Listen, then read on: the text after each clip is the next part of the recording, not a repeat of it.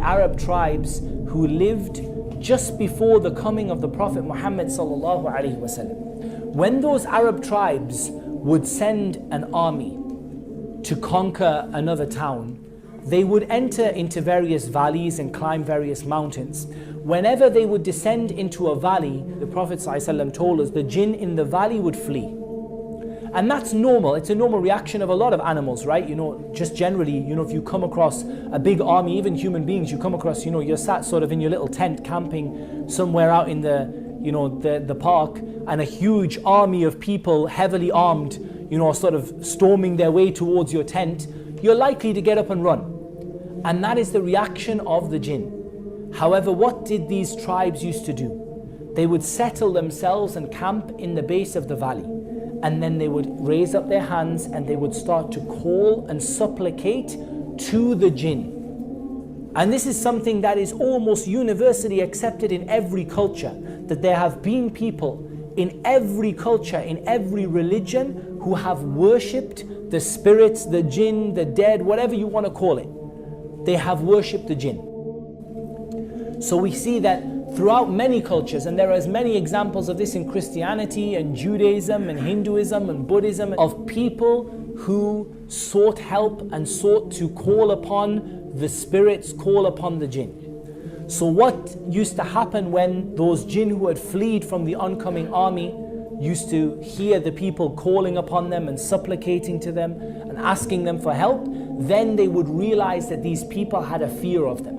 And once they sensed that fear in you, they would attack. And what would happen is those people would be increased in their supplication, because they would think, oh, these are really great spirits, powerful beings that can do so much to us. In reality, they were running away, but when they showed a fear of them, they drew them back. And this is a very, very important point.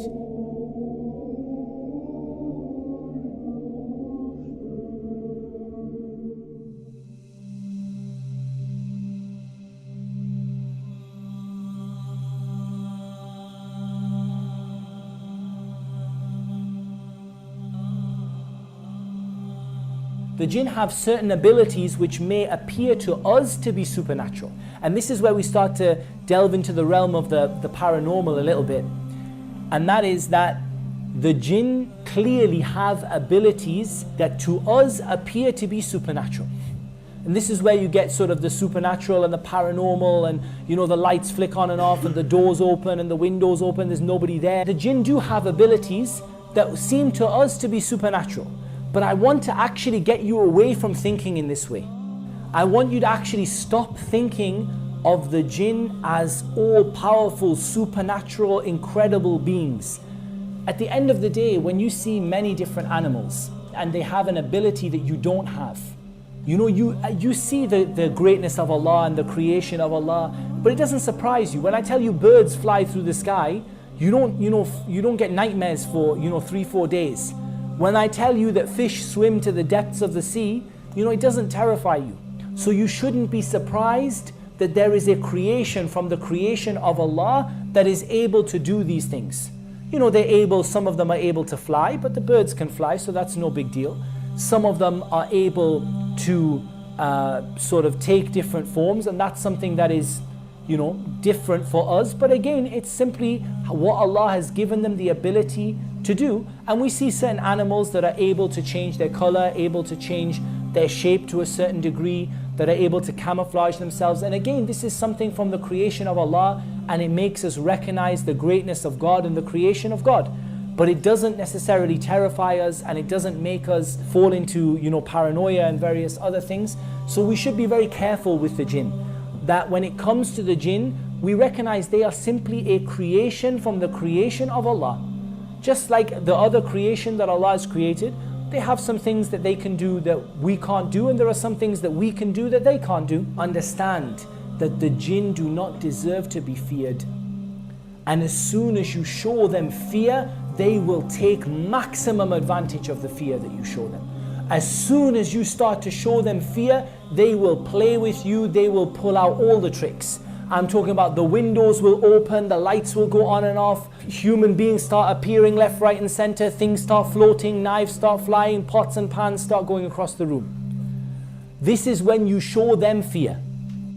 When you don't show them fear, when you show them that you understand that they are simply a created being, you know, if they throw a pan across the room, I'd be tempted to pick the pan up and throw it back and say, you can throw the pan, I can throw the pan.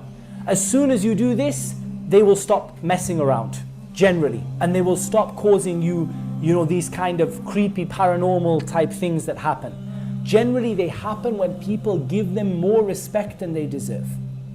They are intelligent beings at the end of the day. They have an ability to think. And therefore, when they see that you're terrified and scared of them, they are going to play on that. They're going to play pranks with you. They're going to joke with you. They're going to cause you all of these various paranormal experiences and these various sort of things that happen, haunted houses and all the rest. And in general, I have to say that since I've started doing ruqya, I get very little of these kind of paranormal crazy things going on. Every now and again, you know, I might get one person in 50 levitate off the ground. In general, most people don't. But the reason is that when you don't show them that fear and you don't show them that, you know, reverence, then they don't cause you as many problems. So we want people to stop fearing the jinn as though they are these all-powerful spirits that can touch you from anywhere. Because this is going to take a person outside of Islam. When you fear them like God deserves to be feared, like Allah deserves to be feared, then you're going to end up leaving Islam. You're going to end up making a partner with Allah.